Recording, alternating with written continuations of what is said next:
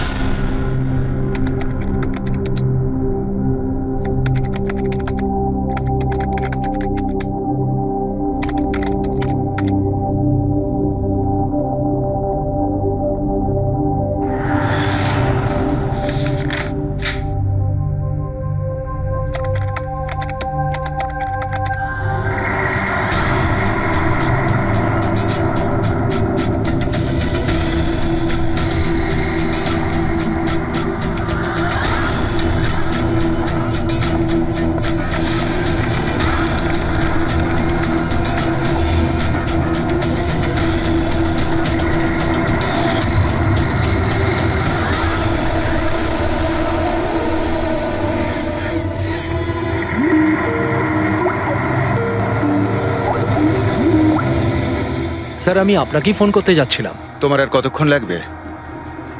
আপনি এটা ধরে নিতে পারেন গন্তব্যে আমরা পৌঁছে গেছি।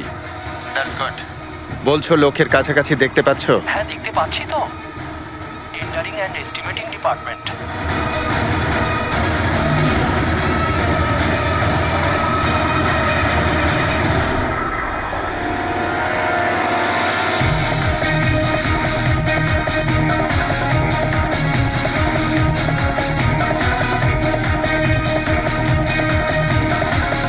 আর ওই লোকটার নাম খুব শিগগিরই আমি আপনাকে বলে দেবো। Hello Rohan, hello hello Rohan.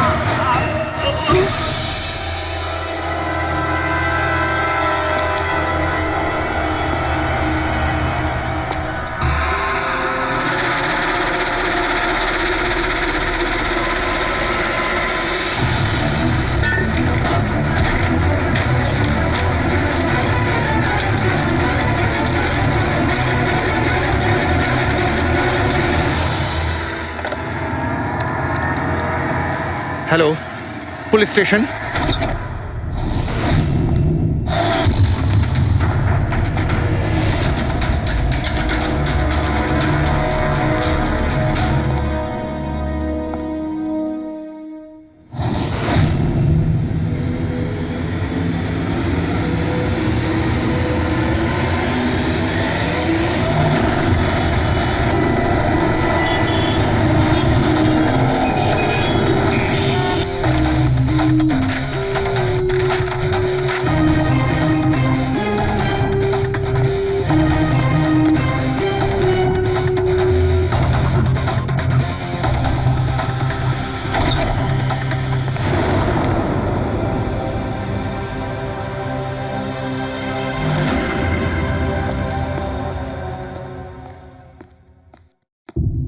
Good afternoon, Dr. Saluke. Good afternoon. Please, sorry, don't mind. আসলে যখনই কোনো নিরপরাধ লোকের খুন দেখি না, তখনই গুড আফটারনুন, গুড মর্নিং এর উপর বিশ্বাসই চলে তাই তো যায়। ডক্টর। ডক্টর কোনো পোক্ত প্রমাণ পেলেন? আপাতত এই ল্যাপটপের চার্জারটা তার, এটা দিয়েই শ্বাসরোধ করা হয়েছে এর। আর এর মৃত্যুর সময় হচ্ছে সকাল 9টা থেকে 9:30টার মধ্যে। আর হ্যাঁ, লাশের পাশে এই মোবাইলটা পাওয়া গেছে। হয়তো এটা আমাদের কোনো সাহায্য করবে। আর ওই বাকি প্রমাণগুলো যার ব্যাপারে ইন্সপেক্টর সমীর বলছিলেন? স্যার, স্যার রোহনের ডায়েরি এই দেখুন, পুরোটাই পুড়ে গেছে, ছাই হয়ে গেছে। তবে এই ডায়েরিটার সঙ্গে অনেক ডকুমেন্টসও ছিল, সেগুলোও পুড়ে গেছে। বুঝতেই পারছি না যে ওই ডকুমেন্টস এমন কি ছিল। নিশ্চয়ই এর মধ্যে এমন কিছু ছিল যার জন্য ওই খুনি প্রবলেমে পড়তো, তাই প্রমাণ জ্বালিয়ে দিয়েছে আর এই রোহনকেও মেরে দিয়েছে। স্যার, হ্যাঁ, এই হার্ড ডিস্কটা আমি এখানেই পেয়েছিলাম, ক্রাইম সিনে। আমি এটা একজন কম্পিউটার এক্সপার্টকে দেখিয়েছি।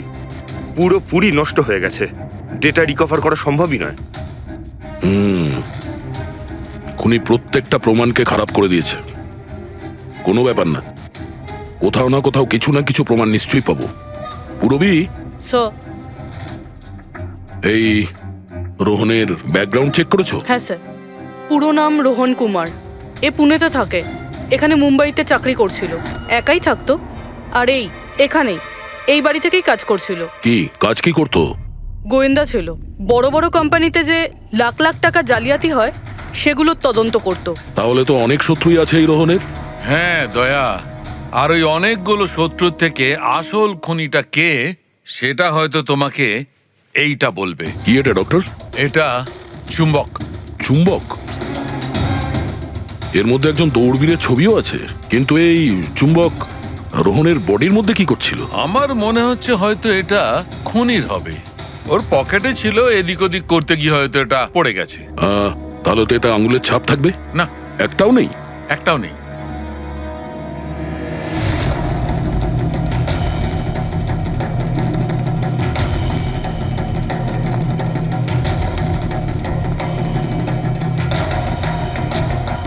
খুনি মনে হয় এখান থেকে এসছে। পুরবি, স্যার, এই রোহন এই মুহূর্তে কার জন্য কাজ করছিল? স্যার ডিএনডি বিল্ডকম লিমিটেডের জন্য। BND Buildcom limited? এটা তো ইঞ্জিনিয়ারিং আর কনস্ট্রাকশনের 1 নম্বর কোম্পানি শহরের। হ্যাঁ স্যার, এই দেখুন, এই ভাঙা হার্ড ডিস্কটার উপরেও ওই কোম্পানিটারই স্টিকার লাগানো রয়েছে। আর মারা যাওয়ার ঠিক আগে এই রোহন এই কোম্পানির সিইও মিস্টার হিতেশের সাথে ভিডিও কলে ছিল। আর স্যার এই লোকাল পুলিশ স্টেশনেই হিতেশই কমপ্লেন করেছিল।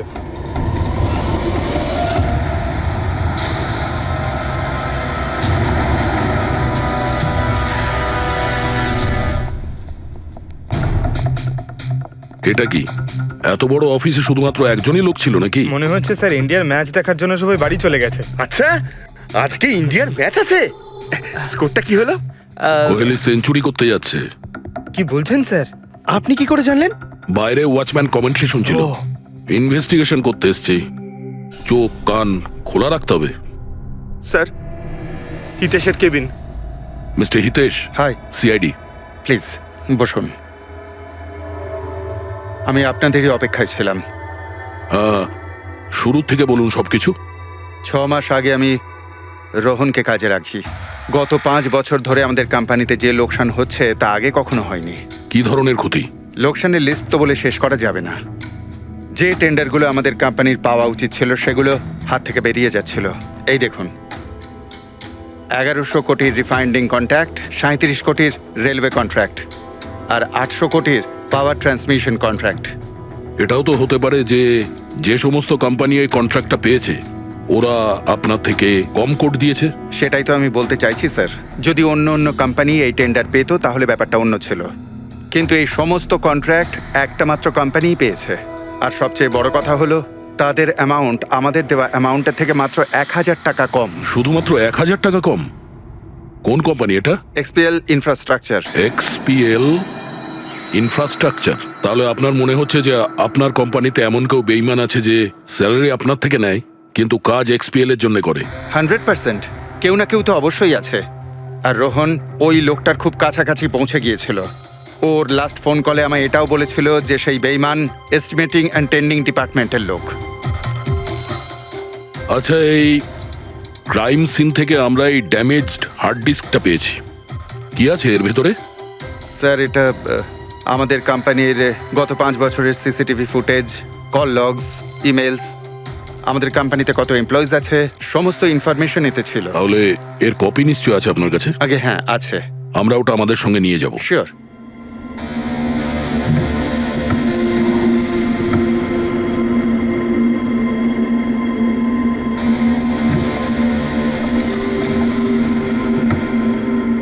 হয়তো হার্ড ডিস্কটা চুরি হয়ে গেছে। আমি এখানেই রেখেছিলাম হার্ড ডিস্কটা। কি? আপনার কেবিনের ভেতর থেকে কোনো জিনিস কি করে চুরি হয়? হয়তো আমার অনুপস্থিতিতে কেউ এসেছিল আর এখান থেকে। কিন্তু আপনার অফিসে সিসিটিভি ক্যামেরা লাগানো নেই কেন? কখনো দরকারই পড়েনি স্যার। প্রয়োজন বলে আসে না, এখন পড়লো তো প্রয়োজন। Sorry sir. আর হ্যাঁ মিস্টার হিতেশ, আপনার কোম্পানিতে যত এস্টিমেটিং আর টেন্ডারিং ডিপার্টমেন্ট আছে, যত লোক আছে, আমরা তাদের সঙ্গে কথা বলবো। স্যার, আজকে ওই ডিপার্টমেন্টের কোনো এমপ্লয়ি কাজে আসেনি। কেন? সবাইকে ছুটিতে গেছে? আসলে ওরা প্রত্যেকেই ম্যারাথন রেসে পার্টিসিপেট করতে গেছে, যেটা সকাল 7টা থেকে 11টার মধ্যে হবে। কি? সবাই ওই ম্যারাথন রেসে দৌড়তে গেছে? হঠাৎ করে সবাই এরকম রানার হওয়ার স্বপ্ন দেখছে কেন? আসলে আমাদের কোম্পানি এই ম্যারাথন রেসটা স্পন্সর করছে, তাই আমাদের এমপ্লয়ীদের এটা বাধ্যতামূলক ছিল ওখানে পার্টিসিপেট করা। শুধু তারাই পারবে না যাদের হাঁটুতে বা অন্য কোনো সমস্যা আছে। তো আপনারও সমস্যা আছে হাঁটুতে? হ্যাঁ, আচ্ছা আচ্ছা, এই ডিপার্টমেন্টে কতজন কাজ করে? 10 জন। আর এই 10 জনই ম্যারাথন রেসে গেছে? হ্যাঁ স্যার, যদি কেউ না যেত আমি অবশ্যই জানতে পারতাম স্যার। স্যার, হুম। যদি পুরো ডিপার্টমেন্টের সবাই ম্যারাথনে দৌড়চ্ছিল যখন রোহনের খুন হয়েছিল, তাহলে খুনটা করলো কে? হতে পারে ওই কন্ট্রাক্ট কিলার। 1 মিনিট। মিস্টার হিতেশ, আপনার কাছে এই ম্যারাথন রেসের কোনো ব্রোশিয়া, কোনো লেটার আছে? ইয়েস স্যার, আমি আনছি। কি হলো স্যার? চুম্বকে ওই দৌড়ানোর লোকটা, ম্যারাথন রেস, এক্ষুনি জানতে পারবো। এই নিন sir. Thank you. You are welcome sir. দেখেছো, এটাই হলো ওই চুম্বকের রহস্য। যেটা ক্রাইম সিনে পাওয়া গেছে সেটা ম্যারাথন রেসে। মানে স্যার, ও ম্যারাথন রেসে দৌড়চ্ছিল, রোহনকে খুন করার জন্য ও রেস ছেড়ে দিয়ে ওর বাড়ি চলে যায়? মনে তো হচ্ছে এইরকমই। স্যার, এই বিপ ম্যাগনেট জার্সির ওপর লাগানো হয়। সঞ্জু স্যারকে একটু বুঝিয়ে দাও। দেখুন স্যার, এই ম্যাগনেটটাকে এখানে এইভাবে লাগিয়ে দিতে হবে। সেম এরকমই আরেকটা নেওয়ার পরে জার্সির ভেতর থেকে আমরা নিয়ে নেব, আর এটাকে আমরা এইভাবে লাগিয়ে দেবো। সেম আরেকটা এইভাবে নিয়ে এটাকে নিয়ে আমরা এইভাবে লাগিয়ে দেবো, আর এটা এইভাবে লক হয়ে যায়। আগে আমরা সেফটি পিন ইউজ করতাম, কিন্তু 2-1 রানার্সদের চোট লেগেছিল, তাই আমরা এই ম্যাগনেট টেকনিকটার ব্যবহার করছি। এই ম্যাগনেট আর রেসিং হুইপ আপনি সব প্রতিযোগীকেই দিয়েছিলেন? ইয়েস স্যার, সবাইকে জানিয়ে দেওয়া হয়েছিল, বলাও হয়েছিল রেস শেষ হয়ে যাওয়ার পরে সব ম্যাগনেটগুলোকে ফেরত দিয়ে দিতে। তাহলে কারা কারা এই ম্যাগনেট ফিরিয়ে দেয়নি? স্যার, অনেকেই দেয়নি, কেউ ফেলে দিয়েছিল, কেউ বা হারিয়ে ফেলেছিল, আর এক একজনের দায়িত্বও ছিল না যে জিনিসটাকে ফেরত দিতে হবে। একটা কথা তো শিওর, কেউ রেস মাঝপথে ছেড়ে দিয়েছিল, গিয়ে খুন করে আবার ফিরে এসেছে। কিন্তু স্যার, রেস তো অনেক লোকেই মাঝখানেই ছেড়ে দিয়েছিল, কিন্তু এটা কি করে জানা যাবে যে তাদের মধ্যে রোহনকে কে মেরেছে? ওই 10 জনের মধ্যেই কেউ হবে যারা ক্যান্টিন ডিপার্টমেন্ট আর এস্টিমেটিং ডিপার্টমেন্টে কাজ করছিল। কিন্তু স্যার, ওই 10 জনের মধ্যে রেস মাঝপথে কে ছেড়ে দিয়েছিল এটা কিভাবে জানতে পারবো? জানা যেতে পারে স্যার।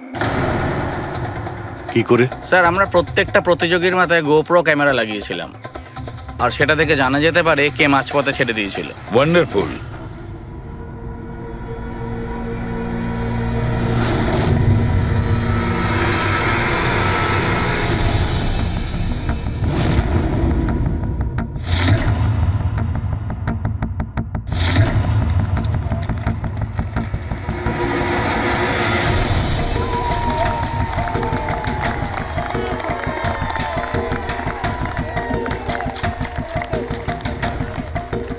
নবীন, এই রিসটা তোকেই জিততে হবে।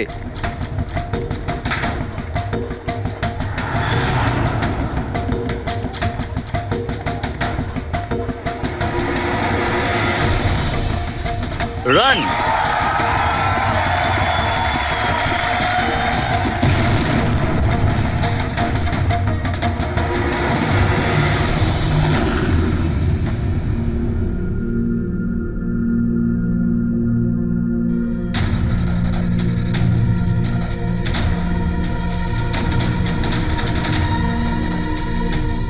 এই 4টে স্ক্রিন, এগুলো ব্ল্যাঙ্ক কেন? জানি না স্যার, আমরা তো সব ক্যামেরা চালু করে এদের দিয়েছিলাম, হয়তো ভুল করে এই 4 জন ক্যামেরা অফ করে ফেলেছিল। ভুল করে করেছে নাকি ইচ্ছে করে?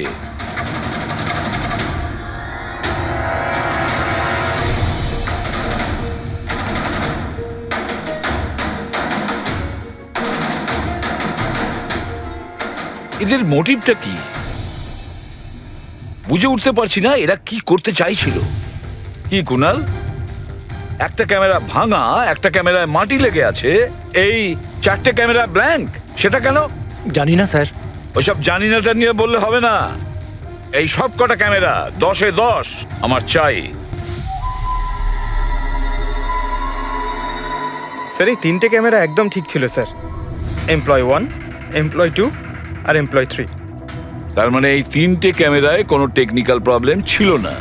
কেউ ইচ্ছে করে ক্যামেরাগুলো বন্ধ করেছিল বা ভুল করেও করে থাকতে পারে, কিন্তু বলা যায় না। কিন্তু স্যার এই 4টে ক্যামেরারই ফুটেজ একদম ঠিকঠাক স্যার। এমপ্লয়ি 4, 5, 6, 7। তাহলে এবার যাই প্রবলেম ক্যামেরাতে। সবার আগে প্রবলেম ক্যামেরা ছিল এই নবীনের, যার লেন্স ক্র্যাক হয়ে গেছিল। হতে পারে দৌড়তে দৌড়তে পড়ে গেছিল।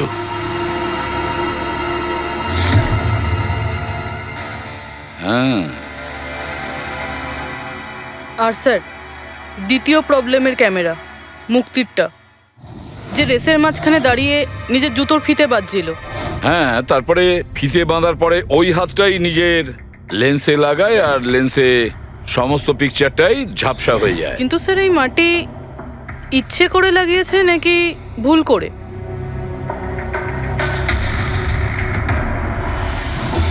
আরে 10টা লোকের তো 10টা গোপ্রো ক্যামেরা থাকা উচিত, এখানে তো দেখছি 9টা। গৌরবের ক্যামেরাটা কি হলো, সেটা কোথায়? স্যার ওই ক্যামেরাটা হারিয়ে গেছে, গৌরব ওটা ফেরত দেয়নি। তাহলে স্যার এই গৌরবই খুনি, ওকে ধরে ফেলা উচিত। না পঙ্কজ, এইভাবে হয় না। হতে পারে গৌরব ক্যামেরাটা ফেরত দিতে ভুলে গেছে। আমাদের এটা ভাবতে হবে যে খুনি এই সময়টাই কেন বেছে নিল ম্যারাথন রেসের টাইমে খুন করার জন্য। ও তো চাইলে যে কোনো সময় খুন করতে পারতো, যে কোনো জায়গায় পারতো। হ্যাঁ, অ্যালিবাইয়ের জন্য স্যার, যাতে ধরা পড়লে খুনি বলতে পারে যে রোহনকে খুনের সময় ও তো ম্যারাথনে পার্টিসিপেট করেছিল। হ্যাঁ, সেই জন্য ও রেসেও পার্টিসিপেট করেছিল আর রেস কমপ্লিট করেছিল। তার মানে স্যার রেসকে মাঝখান থেকে ছেড়ে ও চলে গেছিল, তারপরে গিয়ে খুন করলো, আর খুন করার পরে এসে রেস আবার শেষ করলো। এক্স্যাক্টলি। কিন্তু স্যার এই ফুটেজ থেকে কিভাবে জানতে পারবো কে রেস ছেড়ে চলে গেছে, খুন করেছে, আবার রেস জয়েন করেছে? স্যার এই ব্যাপারটা আপনি টাইমিং চিপ থেকে জানতে পারবেন। টাইমিং চিপটা আবার কি? আজকাল ম্যারাথন রেসে বিজেতা কে জানার জন্য RFIDর ব্যবহার করা হয়। RFID মানে রেডিও ফ্রিকোয়েন্সি আইডেন্টিফিকেশন। আগে হ্যাঁ, ও, এই টেকনিক থেকে একটা জিনিস জানা যেতে পারে যে একজন রানারের প্রত্যেকটা ল্যাব কমপ্লিট করতে কত সময় লেগেছে। RFID, radio frequency identification. Sir এটাই হলো চিপ, আর এটা রেসের ম্যাট, আর এটাই RFID টেকনিকে চলে। দেখুন স্যার। ও, তার মানে রেস শুরু হতেই যখন কোনো রানার এটা ক্রস করে তখন এর টাইমিংটা ওই মুহূর্তে শুরু হয়ে যায়। একদম স্যার, অফিসের কার্ডের মতন স্যার। ঠিক আছে, এটা তো বুঝতে পারলাম, কিন্তু এটা কি জানতে পারা যাবে যে কেউ রেস মাঝপথে ছেড়ে দেয় আর পরে আবার এসে জয়েন করে? এরও উপায় আছে স্যার। স্যার এই ম্যারাথন রেস 31 কিলোমিটারের হয়। এতে 4টে ভাগ, প্রথমটা 5, দ্বিতীয়টা 10, তৃতীয় 15, চতুর্থ 20। চতুর্থ পর্যায় থেকে ফিনিশিং লাইনের দূরত্ব কম করে 1 কিলোমিটার স্যার।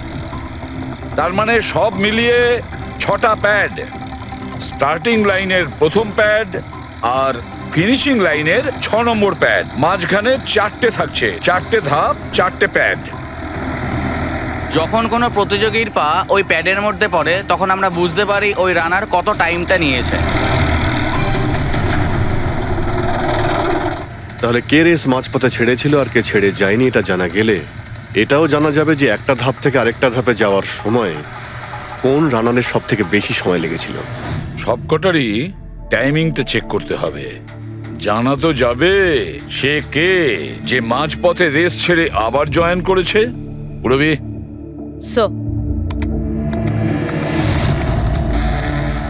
স্যার আমাদের প্রথম কচ্ছপ হলো এই নবীন। রেসের প্রত্যেকটা ল্যাপ 25 মিনিটে কমপ্লিট করেছে, কিন্তু শেষ ল্যাপের পরে ফিনিশিং লাইন পর্যন্ত পৌঁছানোর জন্য মানে 1 কিলোমিটার ক্রস করার জন্য ওর 50 মিনিট সময় লেগেছে। নবীন,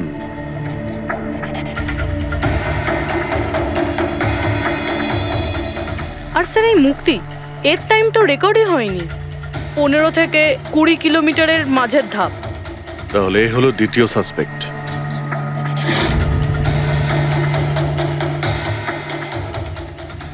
মুক্তি। আর এবার এই গৌরব, এ তো 15 কিলোমিটারের ধাপই বের হতে পারেনি। তাহলে এই হলো আমাদের তৃতীয় সাসপেক্ট। স্যার বাকি সবার টাইমিং তো মোটামুটি ঠিকঠাকই আছে। তার মানে এই খুন এই তিনজনের মধ্যেই কেউ করেছে, মুক্তি, নবীন আর গৌরবের মধ্যে। যদি নবীন খুন করে থাকে তাহলে সে রেস ছেড়েছে 20 কিলোমিটার আর ফিনিশিং লাইনের মাঝপথে। পেড্রিক, পঙ্কজ, বাইক নিয়ে যাও, এবার স্পিডে যাবে ওই রুটেই। আর খেয়াল করো যেখানে ওই তিনজন যেখানে রেস ছেড়েছে সেখান থেকে রোহনের বাড়ি কতটা দূরে আর কত সময় লাগবে।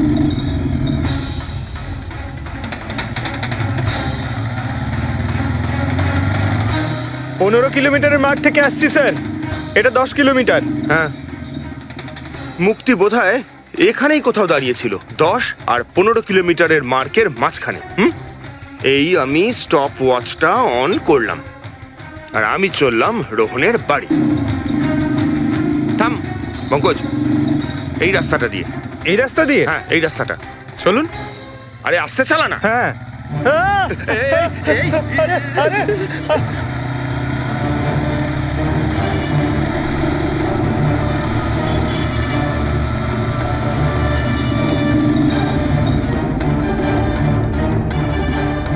এই দেখুন রোহনের বাড়ি। মুক্তি নিশ্চয়ই রোহনের ঘরে পিছনের জানলা দিয়ে ঢুকেছিল।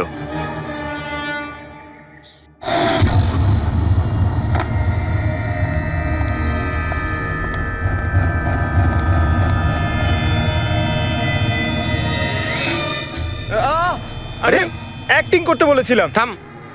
মুক্তি রোহনকে খুন করার পর হয়তো সমস্ত তথ্য প্রমাণ পুড়িয়ে আবার দৌড়ে ফিরে গিয়েছিল ম্যারাথন শেষ করতে। চল আমরা আবার যাব সেই ম্যারাথনের ওখানে, 20 কিলোমিটারের মার্কটার কাছে।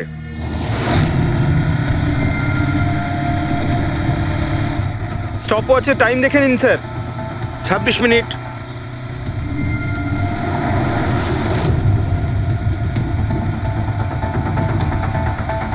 বাহ, আরে ব্যাস ব্যাস ব্যাস। এবার মুক্তি পৌঁছলো 20 কিলোমিটারের মার্কে পাক্কা 30 মিনিট পরে। আর তারপর এখান থেকেই হয়তো ও রেসটা শেষ করেছিল।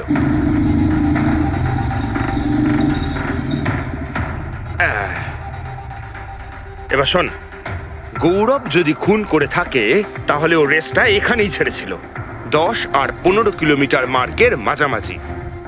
এই আমি স্টপ ওয়াচ অন করলাম। এবার যাব আমরা রোহনের বাড়ি। চলো। চল।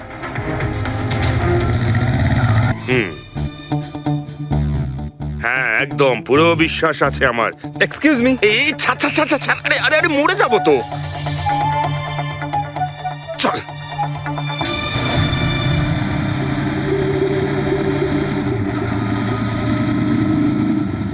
ব্যাস।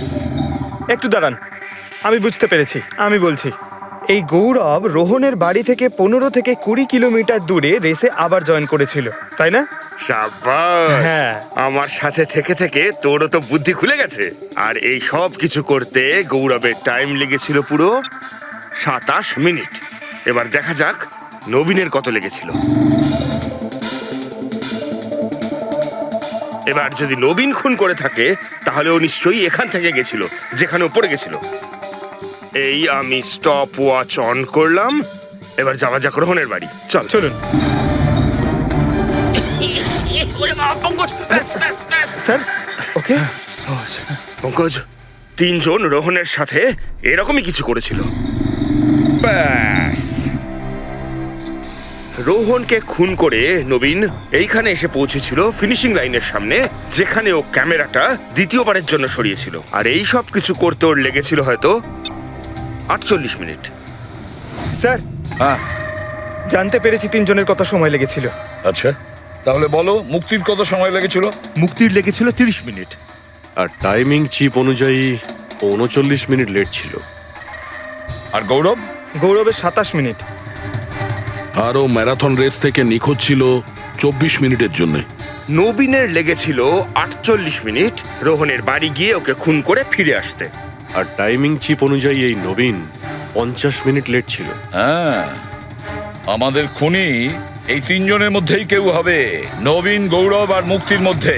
মিস্টার নবীন, একটা কথা বলুন। এই রেসে আপনি প্রত্যেকটা ল্যাপ 25 মিনিটে কমপ্লিট করেছেন, কিন্তু ফিনিশিং লাইনের আগে ওই 1 কিলোমিটার যেতে আপনার 50 মিনিট সময় লেগেছিল। কেন? স্যার ওই 20 কিলোমিটার পুরো করার পর আমি নিচে পড়ে গেছিলাম, আর স্যার ওই আমার পায়ে চোট লেগেছিল আর ক্যামেরাটাও ভেঙে যায়। স্যার লাস্টের 1 কিলোমিটার আমি কতটা কষ্টে পুরো করেছি স্যার আমিই জানি সেটা। এই আঘাতটা কোথায় লেগেছে আপনার? স্যার এইখানে দেখুন স্যার। পট্টিটা খোলো। হ্যাঁ, এইটা।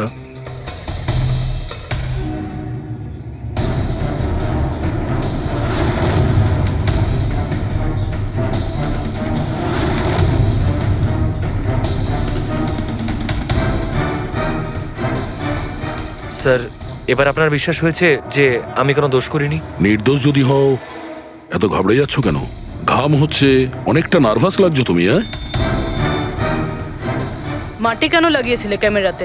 জানি না, ভুল করে লেগে গিয়েছিল। ভুল করে? 15 থেকে 20 কিলোমিটার ধাপও ভুল করে ছেড়ে দিয়েছিলে নাকি? আমি তো কোনো ধাপই ছাড়িনি, সমস্ত ধাপই পুরো করেছি। কিন্তু টাইমিং চিপ তো অন্য গল্প বলছে। টাইমিং চিপ খারাপও তো হতে পারে। আপনি একজন মেশিনের উপর বিশ্বাস করবেন নাকি একজন জীবন্ত মানুষের উপর?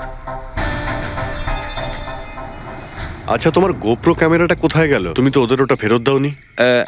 ওটা তো হারিয়ে গেছে স্যার। হারিয়ে গেছে? কি করে হারিয়ে গেল ভাই? জানি না স্যার, ওই রেসের মাঝখানে হঠাৎ করে দেখলাম ক্যামেরাটা ছিলই না, জানি না কোথায় পড়ে গেছে। আচ্ছা, আর ওই 15 কিলোমিটারের ধাপটাও কি হারিয়ে গিয়েছিল? ওটাকে তো পার করনি তুমি। স্যার আমি পুরো রেস কমপ্লিট করেছি। মিথ্যে কথা বলবে না। রেসের মাঝে কোথায় গিয়েছিলে? কোথাও যায়নি স্যার, আমি তো পুরো রেস কমপ্লিট করেছি, কোথাও যায়নি স্যার।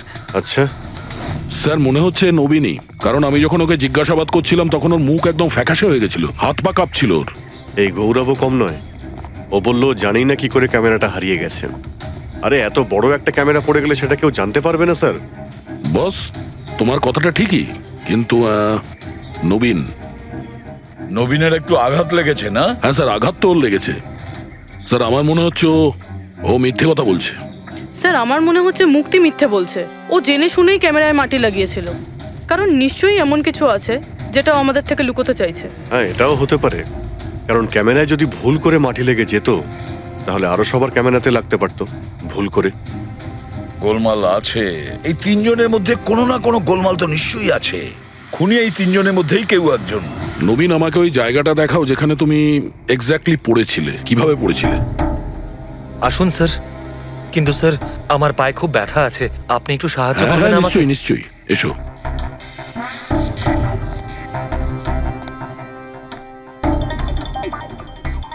স্যার আমি এখনো বলছি আপনাকে, আপনি নিজের টাইম ওয়েস্ট করছেন। এমনটা যেন না হয় যে আসল খুনিই পালিয়ে যায়। সিআইডির হাত থেকে আজ পর্যন্ত কোনো খুনি না বেরিয়েছে না বেরোতে পারবে, নিশ্চিন্ত থাকো। হ্যাঁ স্যার ওই যে এখানে আটকেই আমি পড়ে যাই। এখানে? হ্যাঁ স্যার, স্যার পড়ে যেতেই আমার ক্যামেরাটাও ভেঙে যায়। আচ্ছা, তারপর আমি ক্যামেরাটা আবার লাগালাম, তারপর রেস স্টার্ট করলাম।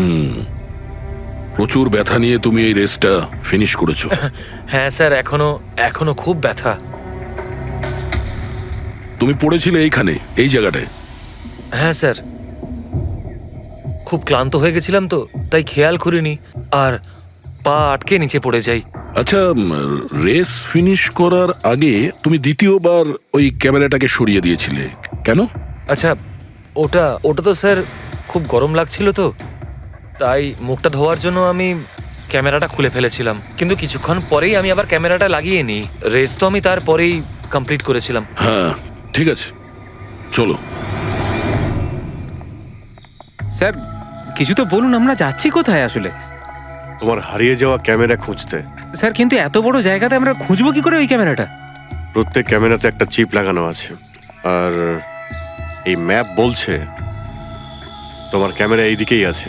চলে এসো।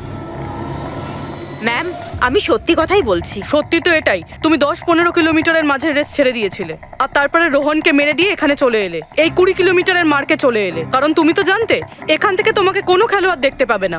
সব খেলোয়াড়রা তো তখন পিছনে। সব মিথ্যে। আপনি আমার কথা বিশ্বাস কেন করছেন না?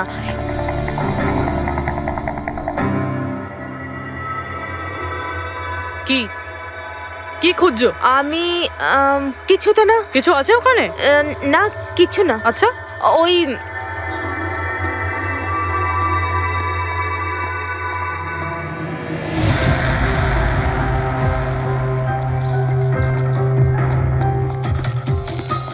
ও তো তুমি সাইকেলে করে গিয়েছিলে রোহনকে খুন করতে?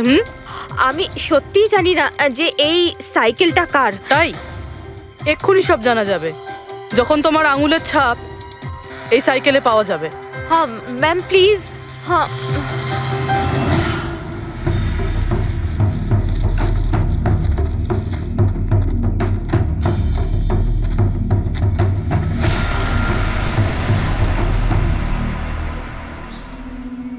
এই হলো ক্যামেরা। এটাকে পুরো ভেঙে ফেলেছো? হ্যাঁ, আমি ভাঙিনি স্যার। দুটো ক্যামেরা।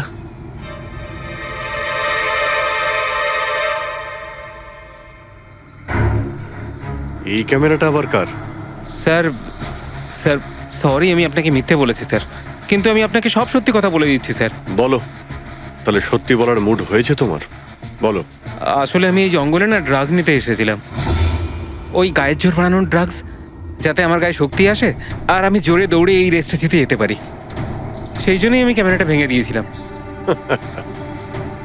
খুব ভালো মজা করো তুমি। জোরে দৌড়ানো ড্রাগ নিয়েছিলে ম্যারাথনে, যেখানে অনেকক্ষণ দৌড়তে হয় আস্তে আস্তে, সেখানে জোরে দৌড়ানো ড্রাগের দরকার ছিল।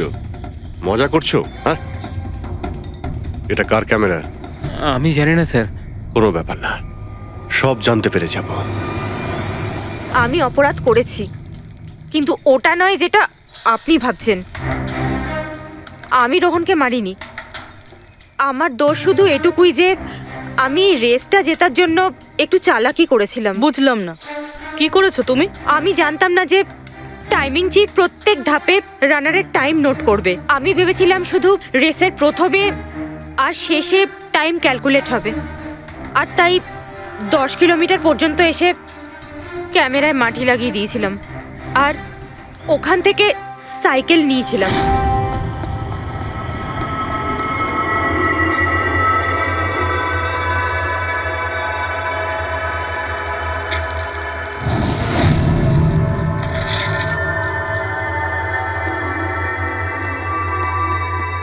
কিন্তু রেস শেষ হতেই সিআইডি ওখানে চলে এলো আর আমি ওখান থেকে সাইকেলটা সরানোর সুযোগই পাইনি। এত কিছু করেছো শুধু একটা রেস জেতার জন্য? আসলে অফিসে বেট ধরা হয়েছিল যে আমাদের ডিপার্টমেন্টে যে রেসটা জিতবে তাকে সবাই কন্ট্রিবিউট করে 5 লাখ টাকা দেবে। আমার টাকার খুব দরকার ছিল, তাই আমি। এটা দীপ্তির ক্যামেরা। এই দুটো ক্যামেরা তোমরা কেন ভেঙেছিলে? স্যার আসলে আমরা এই রেসে এসেছিলাম যাতে একে অপরের সাথে সময় কাটাতে পারি, কিন্তু তারপরে খেয়াল হলো যে আমাদের প্রেমের কথাবার্তা সব ওই গোপ্রোতে রেকর্ড হচ্ছে। স্যার কখন থেকে ফলো করছে। শোন না, তোকে খুব সুন্দর লাগছে। দাঁত ছাড়ো তো। কি হলো? গোপ্রোতে সব রেকর্ড হচ্ছে। ও গড, এখন কি করব? হ্যাঁ, একটা কাজ করা যাক, চল আমার সঙ্গে। হ্যাঁ,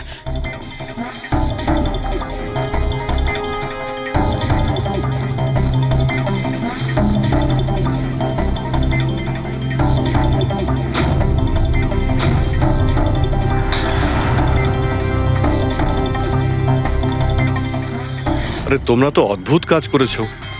আরে এতে তো কোনো সাউন্ড রেকর্ডই হয় না। তোমরা তো বোকার মতো কাজ করেছিলে। হয়তো কে দুটো ক্যামেরা ভেঙে দিয়েছো। কি স্যার, এতে কিছু রেকর্ড হয়নি? স্যার, নবীন তো আমাকে ওই জায়গাটা দেখিয়েছে যেখানে ও পড়েছিল, কিন্তু কেন জানি না আমার মনে হচ্ছে যে ও মিথ্যে কথাই বলছে। আরে মুক্তি? স্যার মুক্তি বলেছে যে ও সাইকেলের ব্যবহার করেছে রেস জেতার জন্য। স্যার হতে পারে ও মিথ্যে কথা বলছে, আর রোহনকে খুন ওই করেছে। আর গৌরব আর দীপ্তি, ওদের লাভ স্টোরির কি হলো? কতটা সত্যি? হ্যাঁ, ওরা সত্যি কথাই বলছে। ফোন রেকর্ডে দেখাচ্ছে দীপ্তি আর গৌরব প্রতিদিন 3-4 ঘন্টা করে নিজেদের মধ্যে কথা বলতো স্যার। একটা কাজ করি আমরা, আবার ম্যারাথন রেসের ফিনিশিং ভিডিওটা দেখি।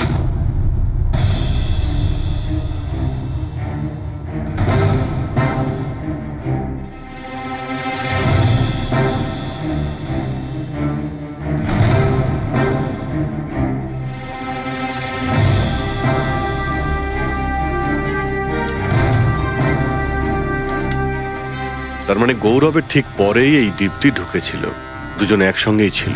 মনে হচ্ছে স্যার দুজনেই এই কাণ্ড করেছে। এক মিনিট অভিজিৎ, দয়া, এই ফুটেজটা দেখো। এই হলো সেই খুনি।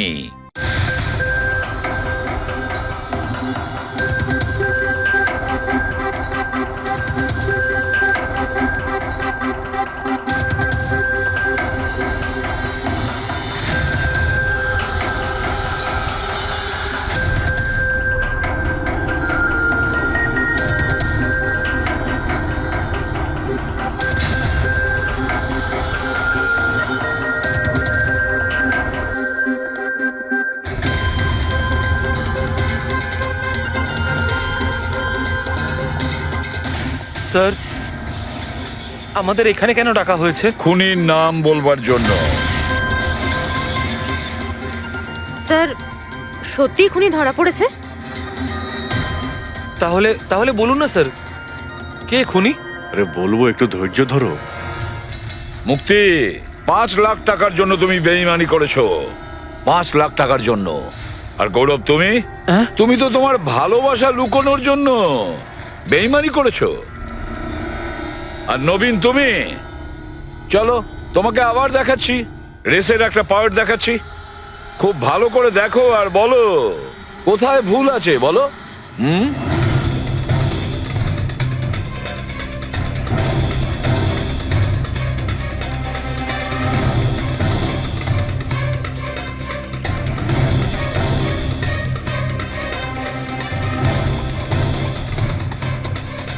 কিছুই তো নেই স্যার, সবই তো ঠিকই আছে। কোনো প্রবলেম নেই। তোমার মনে আছে তুমি বলেছিলে যে ক্যামেরাটা দ্বিতীয়বার যখন তুমি সরিয়েছিলে তারপরে তুমি মাথায় জল ঢেলেছিলে? ওটা তো স্যার খুব গরম লাগছিল, তো তাই মুখটা ধোয়ার জন্য আমি ক্যামেরাটা খুলে ফেলেছিলাম। মিথ্যে বলেছিলে তুমি, নিজের মাথায় জল ঢেলেছিলে। অথচ যখন ফিনিশিং লাইনে পৌঁছলে তখন তো তোমার ভেজা অবস্থায় থাকার কথা ছিল। কিন্তু এই ফুটেজে আমরা কি দেখতে পাচ্ছি? তুমি শুকনো অবস্থায় দৌড়চ্ছ। হয়তো জল শুকিয়ে গেছিল। বর্ষাকালে অত তাড়াতাড়ি জল শুকিয়ে গেল, অদ্ভুত ব্যাপার। তাহলে নবীন, তোমাকে আরো একটা ফুটেজ দেখাই, এই গল্পের শেষ অংশ। বলো, এটা দেখে তোমার কি মনে হচ্ছে?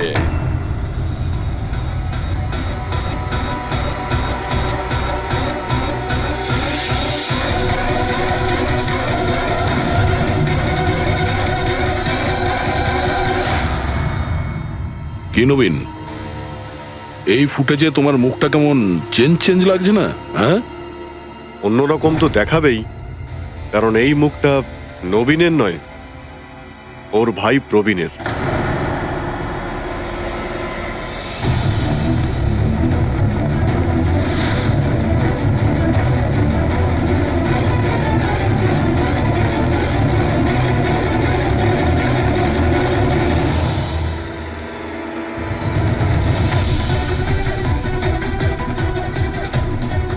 খুব বড় প্ল্যান বানিয়েছিলে তুমি, দারুণ মাথা খাটিয়েছিলে তুমি। প্রথমে 3টে এমপ্লয়ির ক্যামেরা বন্ধ করে দিয়েছিলে,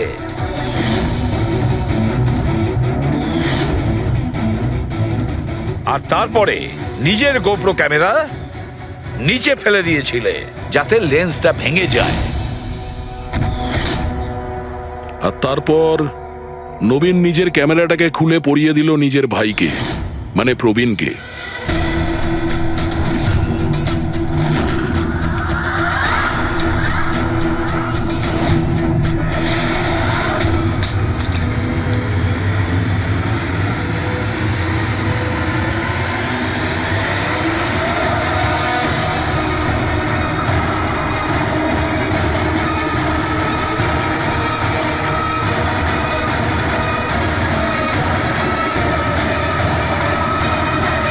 এই ক্যামেরা বদল করার সময় খুব একটা সময় ছিল না, তাই হতে পারে ওই টি শার্টে যখন কাগজটা লাগাচ্ছিল তখন সমস্ত ম্যাগনেটগুলো লাগায়নি, কিছু ম্যাগনেট নবীন নিজের পকেটে ভরে নিয়ে গেছিল।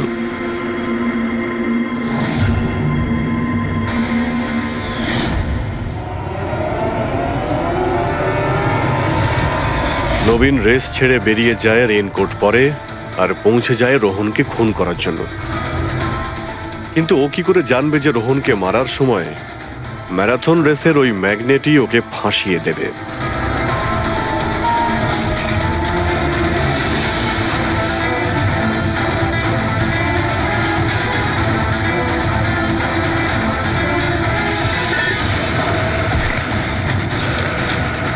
তারপর তুমি পুরো প্রমাণ নষ্ট করলে আর আবার এসে রেসে জয়েন করলে, ইচ্ছে করে নিজের পায়ে তুমি চোট লাগালে যাতে আমরা বিশ্বাস করি যে আঘাতটা সত্যি। আর তারপরে তুমি রেসটা ফিনিশ করো। তাহলে বলো। হ্যাঁ স্যার, আমি খুন করেছি রোহনকে। একদম একদম পারফেক্ট প্ল্যান ছিল, কিন্তু আমি কি করে জানবো যে আপনারা আমার থেকেও অনেক বুদ্ধিমান? প্রত্যেক অপরাধী এই ভুলটাই করে, কারণ তার মনে হয় যে সে আইনের চোখে ফাঁকি দিয়ে দেবে। এবারে বলো, ওকে কেন খুন করলে? তাড়াতাড়ি বলো। বিএনডি বিল্ডকনে হওয়া প্রত্যেকটা গন্ডগোলের পেছনে আমিই ছিলাম। আমার জন্যই প্রত্যেকটা টেন্ডার কোম্পানির হাতছাড়া হলো। আর আমি যদি রোহনকে না মারতাম তাহলে ও আমার সমস্ত রহস্য খুলে দিত। তাই আমি... লজ্জা লাগার কথা তোমার, যে থালায় খেয়েছো ওই থালায় ফুটো করেছো। আর সেই পাপ লুকোনোর জন্য তুমি রোহনকে খুন করে দিয়েছো। আইন তোমাকে কঠোরতম শাস্তি দেবে। আশা করি ততদিনে ফাঁসির অর্ডার এসে যাবে। নিয়ে যাও এদের।